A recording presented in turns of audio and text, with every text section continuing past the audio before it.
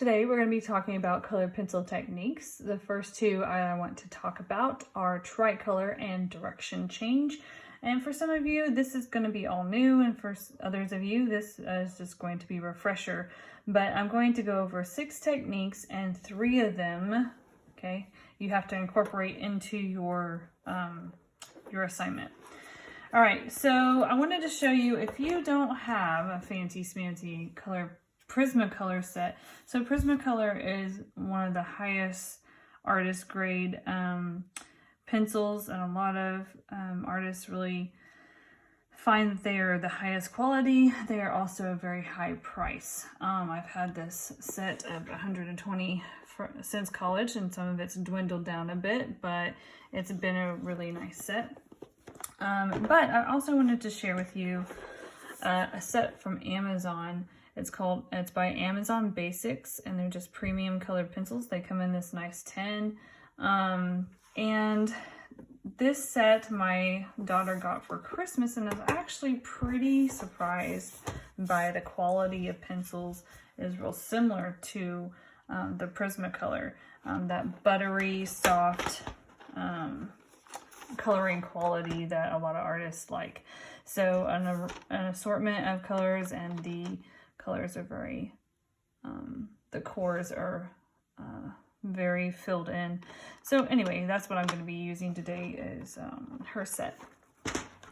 All right, so for tricolor, you are going to want to just stick with one color. This is basically value scale, right? So remember our overhand grip. Curve these fingers, thumb, index finger. Okay, and you're moving from your elbow, and you're just going to start with the lightest value and go all the way down. You want to try to go edge to edge. All right, and then about 2/3 of the way down, do another layer.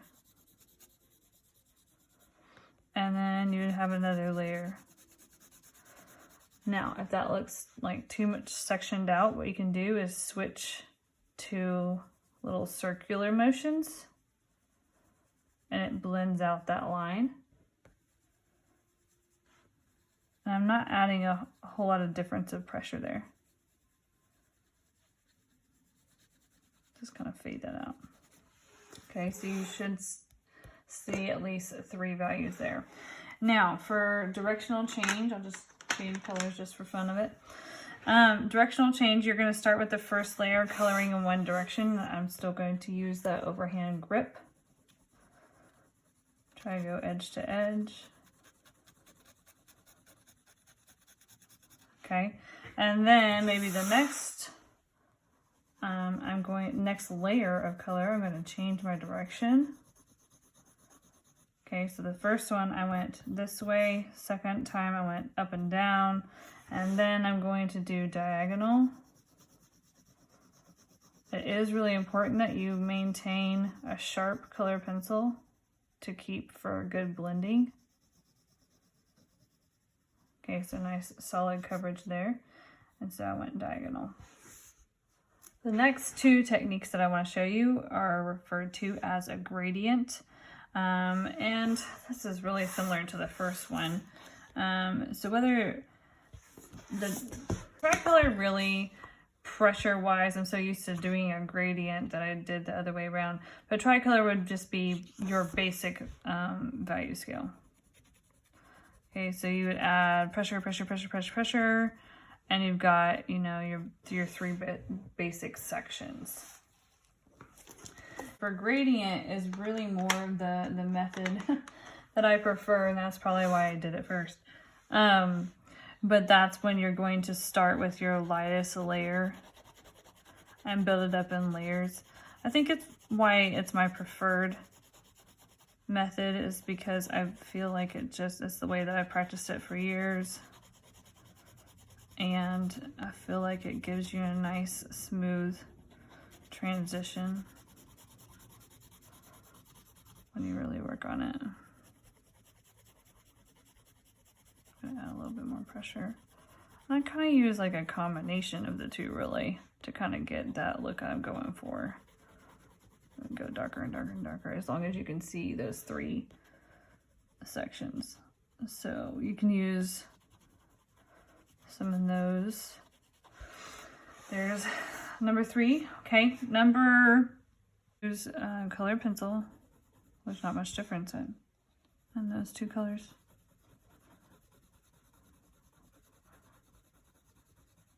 Okay, so you would use a colored pencil as an undertone or a shadow. And then you can layer it with a marker of a similar color family. So this is kind of a violet, red violet, and I'm gonna layer like a red. It also kind of picks, I have a very textured paper. This is a multimedia paper, so it might look a little bit different on your screen, but you can kind of go back and forth with that color pencil and marker look. When the ink is dry, you could even do another layer on top of it. A little bit more texture, blending.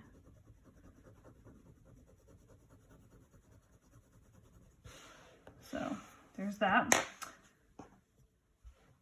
All right, for your 5th technique, you are going to saturate with white. So first you want to create a color gradient. So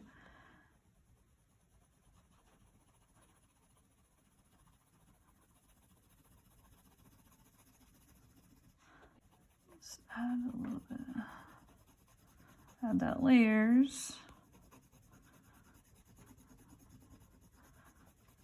Okay, this also works really well if you have a blending colorless blending tool.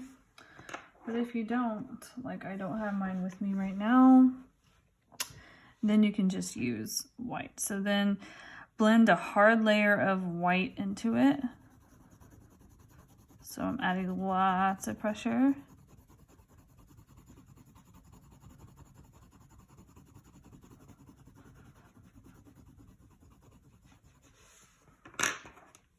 I'm going to kind of go back over it.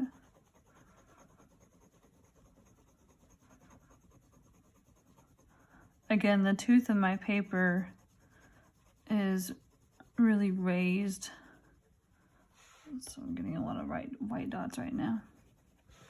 But you can kind of see that change there. All right, the last one that I want to show you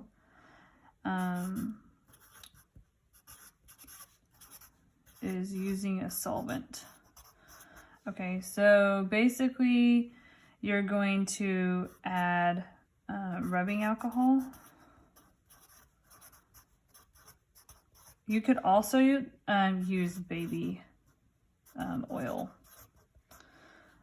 So if you have either of those things at home or in class, which I often do, then you would do that. So the first thing that you're going to do is layer a colored pencil, and I really do think that this works best if you use analogous colors.